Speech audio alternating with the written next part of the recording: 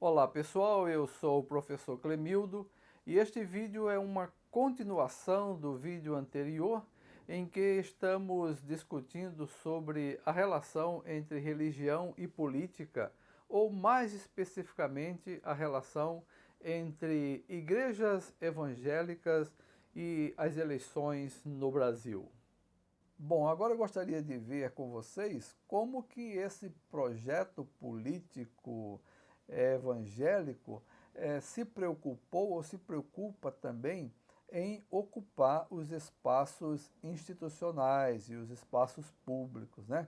Então, além do mencionado, né, o projeto político religioso também se preocupa em expurgar os valores considerados mundanos e anticristãos de todas as áreas institucionais, né?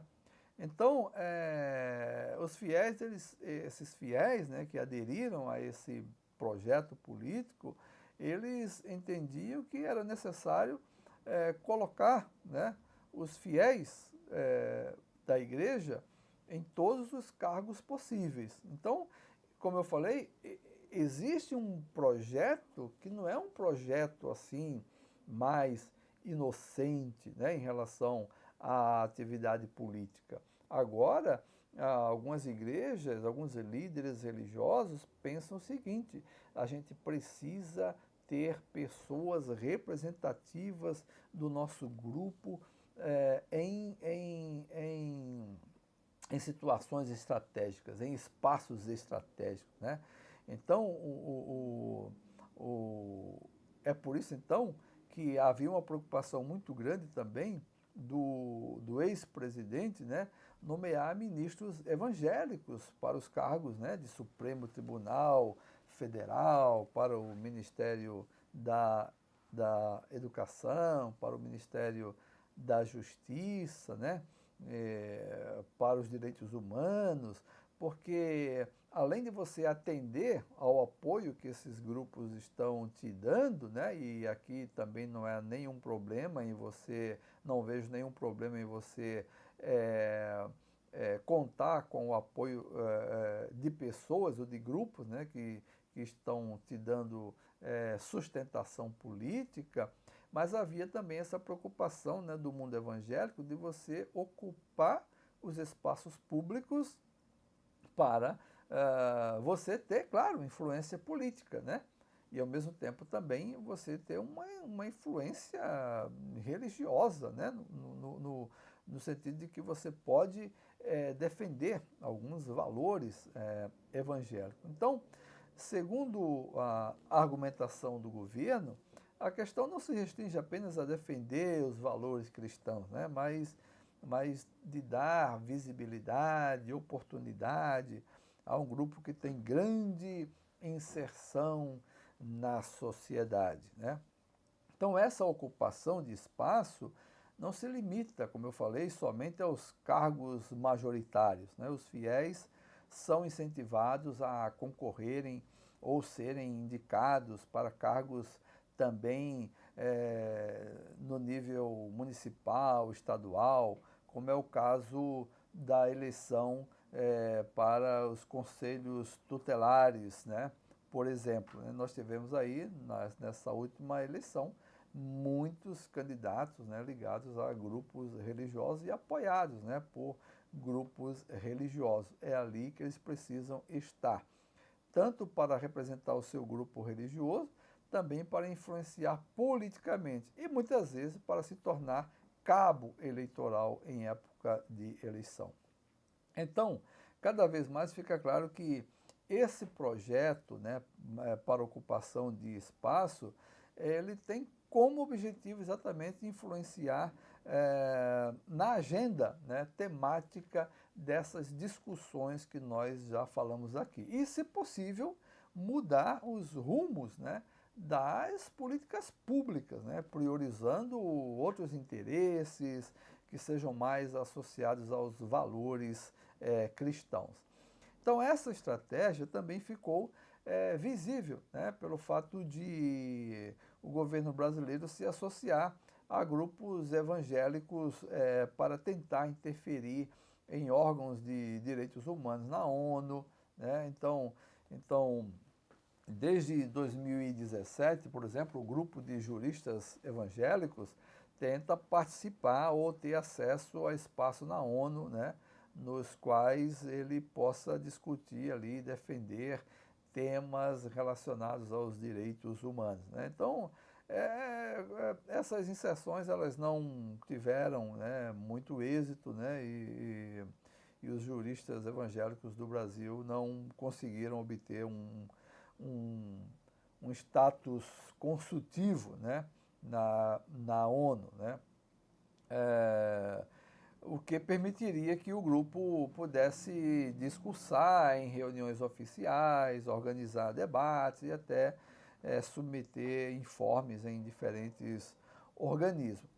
Então, pessoal, as igrejas que apoiam ou que apoiavam, né, o governo, né, o ex-presidente, eles conseguiram, né, benefícios específicos, né, advindos, né, dessa fidelidade. E aqui que está também uma grande crítica, né?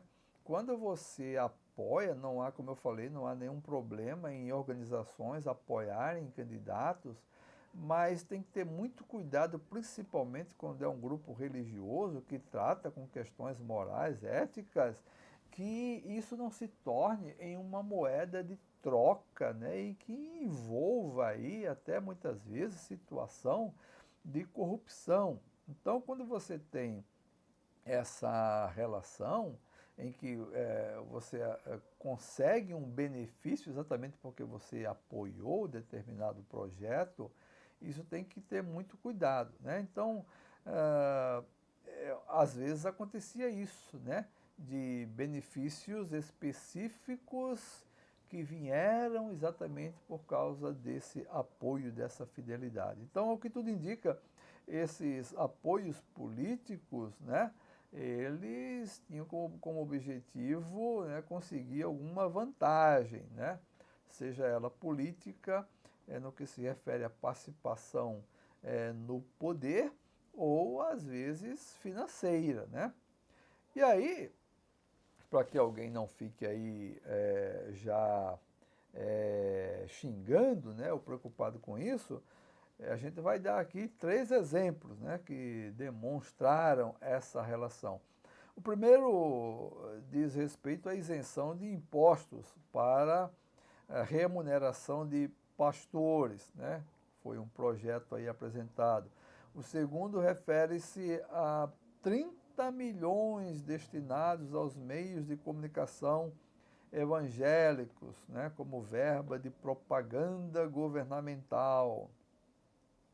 E o terceiro se constituiu em um escândalo de corrupção, né, que foi o Ministério da Educação, né, que mantinha aí uma relação de privilégio para a liberação de verbas a 2 pastores que, segundo a denúncia, foram indicados pelo próprio presidente para fazer essa intermediação. Então, essas informações que eu estou passando aqui foram informações que saíram na imprensa, né? Então, a imprensa confirma essas informações que eu estou divulgando aqui, né? Então, uma reportagem afirma que o ministro da Educação conferia, né, prestígio da administração pública à atuação desses pastores, né, dando respaldo ao cometimento dos supostos crimes, né? Então, ao que tudo indica, a participação dos evangélicos no governo não se traduz em políticas públicas, em benefício da população de modo geral. Me parece que houve ou havia mais uma preocupação em atender pedidos assim particulares ou de grupos específicos. E aí a gente tem que ter muito cuidado, porque quando a gente participa da vida pública, a gente tem que atender a população de forma geral e não somente aqueles que nos apoiaram, né? É claro que o apoio ele é bem-vindo, ele é bom e os políticos buscam esse apoio para vencer a eleição. Mas uma vez que a eleição é vencida, a população deve ser atendida de forma geral e não porque ele apoiou tal candidato ou não apoiou tal candidato, né? Então essa foi a impressão que ficou, né? Que os grupos evangélicos estavam muito mais preocupados em obter benefício próprio do que uma política que viesse realmente atender a toda a população, né? Então, há essa preocupação, né, mais individual, né, e uma relação de troca com o governo. Isso que também é algo que depõe contra qualquer grupo, não só contra os evangélicos, né? Não pode haver essa relação de troca, né? Existe também uma afinidade entre a política econômica liberal e a teologia da prosperidade, por exemplo, né? Muitas dessas igrejas aí, desses grupos que apoiaram o presidente Bolsonaro estavam também imbuídos, né, dessa teologia, chamada teologia da prosperidade, que é defendida pela maioria das igrejas pentecostais e neopentecostais do Brasil, né? Quer dizer, essa visão da teologia da prosperidade, ela entende que é o indivíduo que tem que buscar por conta própria, né, uma saída para a sua vida, para as suas dificuldades, para o seu problema. Quer dizer, não é o governo, não é uma política pública, não é a sociedade que vai resolver a tua situação, que vai amenizar a tua situação, mas é o teu esforço próprio, né? Então, por isso essa ênfase muito grande em que a pessoa tem que superar as suas dificuldades por ela mesma, né? Então, não pode ficar esperando pelo Estado, não é o Estado, né, que vai resolver o seu problema de miséria, de pobreza, de desemprego, etc, né? Então, é através de suas competências, né, que ele vence todas as barreiras, né, e se torna aí um vencedor. Então é por aí que essa teologia da prosperidade vai avançando e encontrou aí guarida também no pensamento neoliberal, né? Daí esse incentivo ao empreendedorismo individual, né? Então a pessoa passa a ser o responsável, né, por sua vida dar certo ou não. Quer dizer, se você conseguiu vencer na vida, o problema é teu. Se você não conseguiu vencer, o problema também é teu. Quer dizer, independentemente de política pública ou não, você tem que conduzir a sua vida. É claro que a pessoa tem responsabilidade por condução da sua vida, mas é claro também que as políticas públicas ajudam em muito, né, as pessoas a superarem as suas dificuldades e até avançarem na vida, né? Então, é importante as políticas públicas, é por isso que a gente acredita em projetos, né, que podem sim melhorar a vida do cidadão, da cidadã. Então, nessa teologia da prosperidade, a pessoa é desafiada a, a reagir, né, à sua situação, né, à sua realidade, a não se conformar, a se revoltar, né, contra a miséria, o desemprego, a fome, as desventuras da vida. Veja, isso aqui não é em si mesmo ruim, né? Eu acho que todo cidadão, toda cidadã realmente tem que se revoltar contra a miséria, contra a pobreza, contra as dificuldades da vida. Porém, o que a gente percebe aqui nessa ideia de teologia da prosperidade é que a causa desses males, né, não é apresentada como resultado de políticas, né? Não é apresentado como sendo a sociedade que muitas vezes cria situações que joga as pessoas também em situação de miséria ou pobreza. Então, todo mundo quer, né, sair da miséria, da pobreza, da desgraça que muitas vezes abate a população, mas a questão aqui é que muitas vezes a gente vê nas políticas públicas uma forma do Estado resolver, amenizar uma situação, né? Então, nessa visão, as desigualdades sociais não são percebidas como resultado da criação humana. Tudo é solucionado na medida em que a pessoa conseguir derrotar o mal, né, que os demônios causam à sua vida. Então, na verdade, mais uma vez, a pobreza, a miséria, a infelicidade que a pessoa está vivendo, a doença, enfim, ela não é um resultado da situação econômica e social em que ela vive, mas é muito mais o resultado de uma ação transcendente, de uma ação fora desse mundo, né?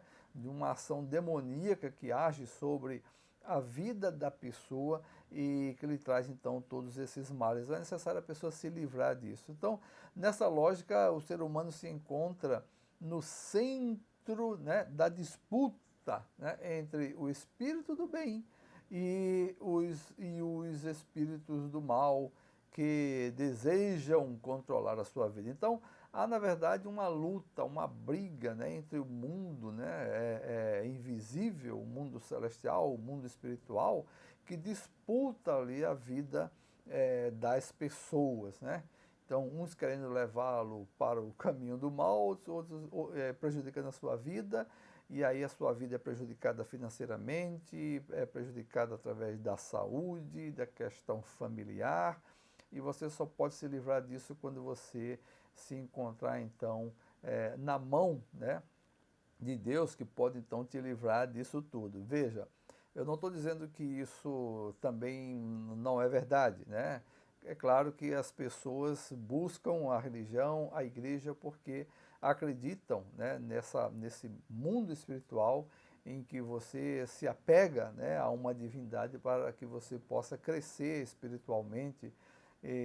Isso de fato existe. Mas jogar todas as questões sociais, né, todas as questões de misérias que existem no mundo para que existe por uma influência espiritual, não é totalmente verdade, né? Então, as questões sociais, as questões políticas e as questões econômicas, a forma como a sociedade se organiza, interfere diretamente na maneira como as pessoas vivem, né?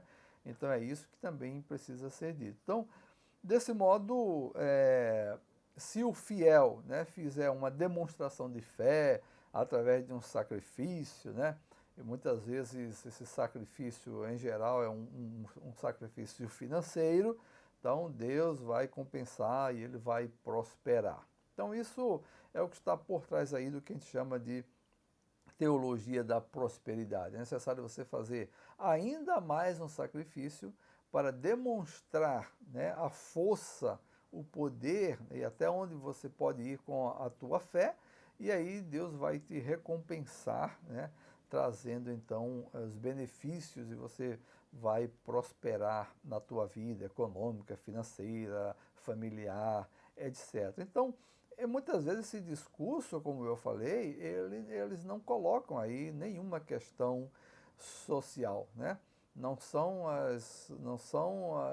As organizações sociais, não são as políticas públicas, não é a administração política que causa muitas vezes a miséria das pessoas, né? Ou se pelo menos não causam, né? Também poderia pelo menos admitir que as políticas públicas e a gestão pública pode sim modificar a vida das pessoas. Bom, então além das igrejas e líderes religiosos, né, incentivar os fiéis a ocuparem os espaços de organização e poder político nas esferas federal, estadual e municipal, houve incentivos para que também atuassem através de políticas partidárias, né, se candidatando a cargos públicos através do processo eleitoral. Então, essa tomada do espaço público, ele aconteceu, como eu falei, em várias instâncias e também incentivando os fiéis a se candidatarem a vereador, a deputado, enfim, né, para que pudesse cada vez mais o grupo religioso ter representação religiosa nesses espaços. Nas eleições anteriores, sempre houve a participação de candidatos religiosos, né, e evangélicos, concorrendo a eleições. Isso não é uma novidade. O que a gente está dizendo é que dessa vez, pelo menos nesse período que eu estou comentando aqui, houve uma intensificação dessas candidaturas, né?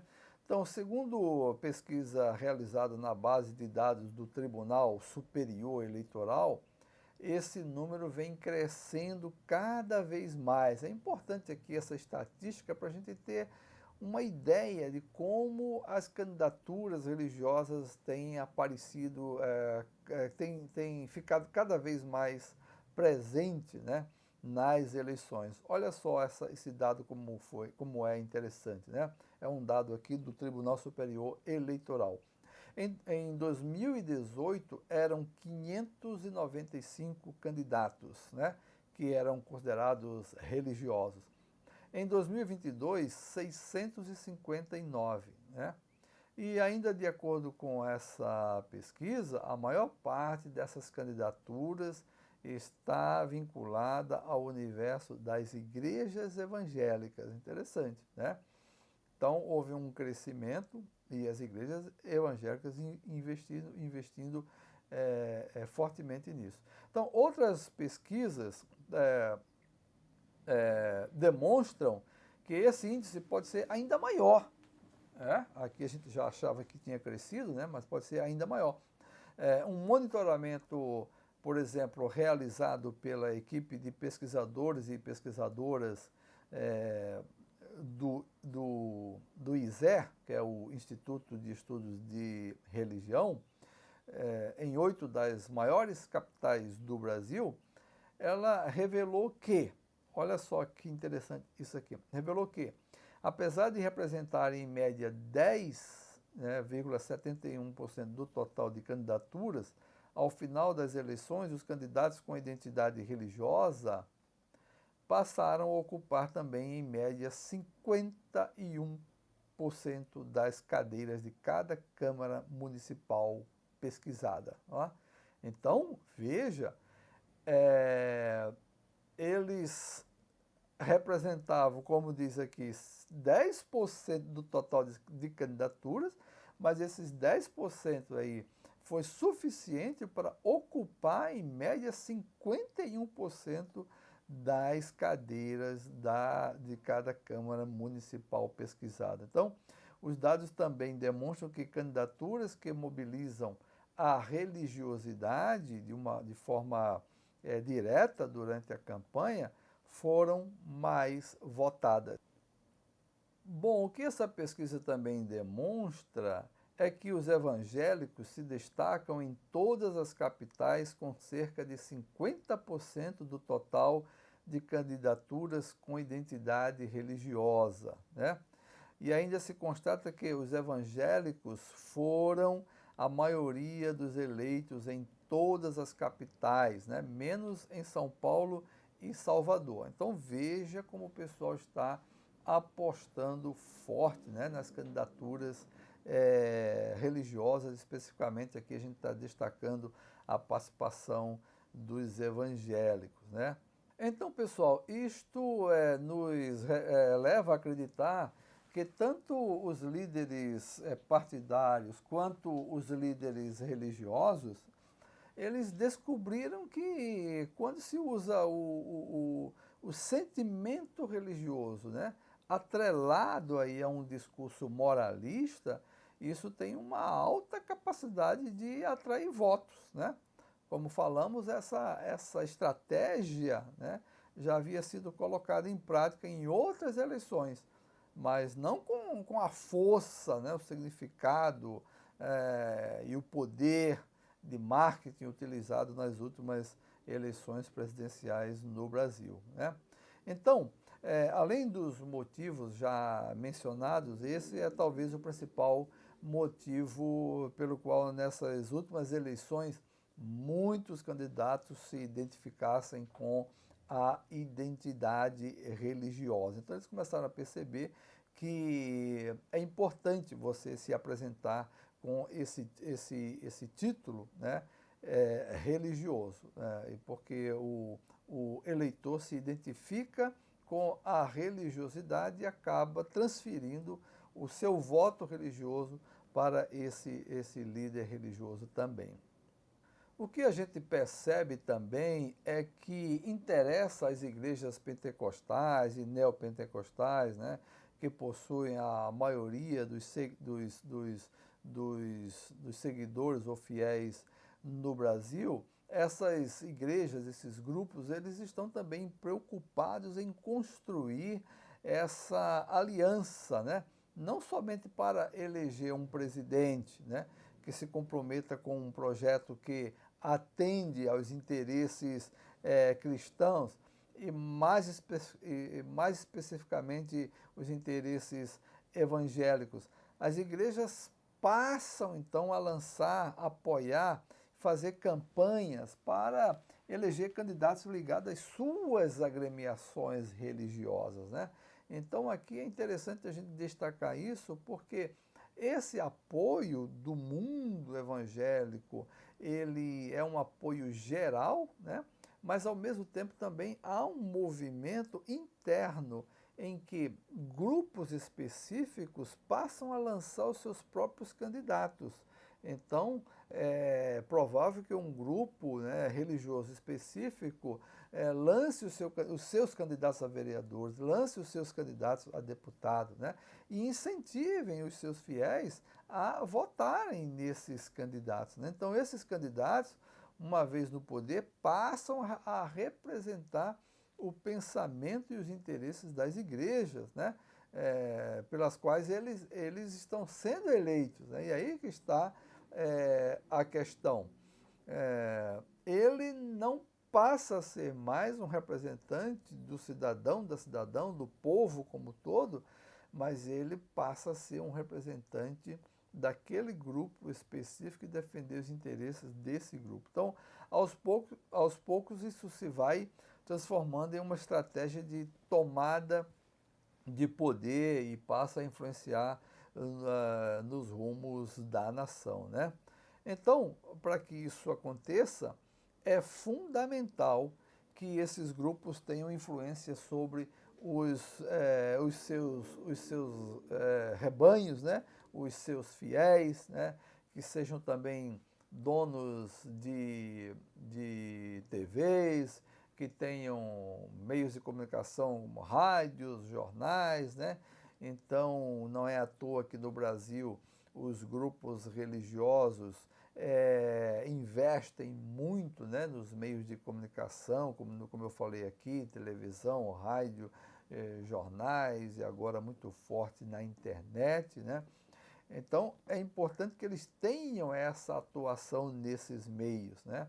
Que sejam atuantes nos meios de comunicação, redes sociais, e que seus líderes sejam prestigiados e tenham presença constante na mídia, né?